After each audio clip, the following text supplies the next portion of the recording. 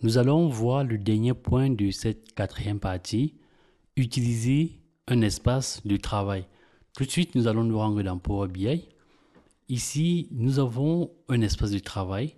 Dans cet espace de travail, vous avez la possibilité de rajouter des rapports, des tableaux de bord, de créer ce qu'on appelle des data flows, qu'on verra un peu plus loin.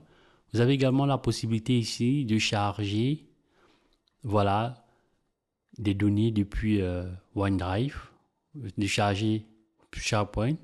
Vous avez ici la possibilité de créer une application depuis votre tableau de bord. Ici, vous avez également la possibilité de filtrer. Donc, vous pouvez filtrer pour afficher uniquement les rapports, comme c'est le cas. Ici, vous pouvez également filtrer uniquement pour afficher les données. Là, ça vous permet de parcourir rapidement. Vous avez ici la possibilité d'afficher le lignage. Donc, là, vous avez ici cette possibilité d'afficher le lignage. Donc, vous avez ici le dossier Data Vent. Ici, vous avez le projet Data Viz BI, qui est le jeu de données. Et ensuite, vous avez le projet Data Viz, le rapport. Donc, vous voyez, donc, vous avez le dossier, vous avez le jeu de données, vous avez le rapport.